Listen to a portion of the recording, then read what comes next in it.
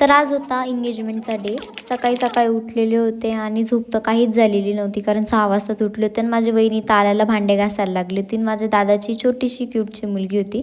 पण नंतर चहा करायला गेले होते आणि इथे आम्ही सर्व होल फॅमिली बसलेलो होतो. हा माझा भाऊ आहे, मोठी आई होती आणि रेडी होताना व्हिडिओ काढायचा अजिबात टाईम नव्हता माझ्याकडे. कारण की तुम्हाला माहिती, तुम्ही कितीही लवकर उठा लग्नघरामध्ये किंवा काही कार्यक्रम असले ज्या घरामध्ये, तुम्ही किती लवकर उठून आवरलं तरी ते लेटच होणार आहे, म्हणून काहीच टाईम नव्हता.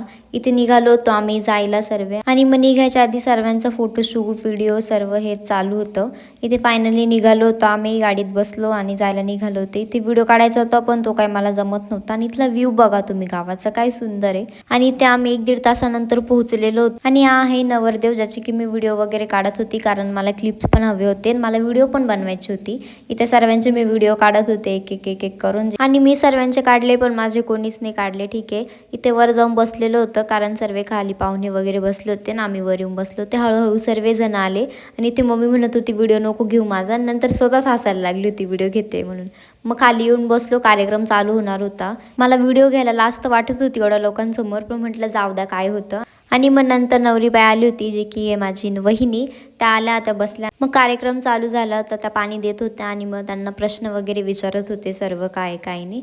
इथे सर्वांना एक करून पाणी वगैरे दिलं, मग प्रश्न वगैरे विचारत होते. एवढ्या अनोळखी व्यक्तींसमोर लगेच असे प्रश्नांची उत्तर देणं म्हणजे अवघडच आहे. आणि तो कार्यक्रम झाल्यानंतर मग हळदी कुंकूचा कार्यक्रम चालू झालेला होता. ते सर्वांना हळदी कुंकू लावत होते. आणि मग इथे कपडे वगैरे चेंज करून आले होते. आणि आमची दादाची मुलगी बघा एवढी खेळत होती इकडून तिकडून. फायनली एंगेजमेंट इथे झालेली होती. ते झाल्यानंतर आम्ही सर्व जेवण करायला बसलो.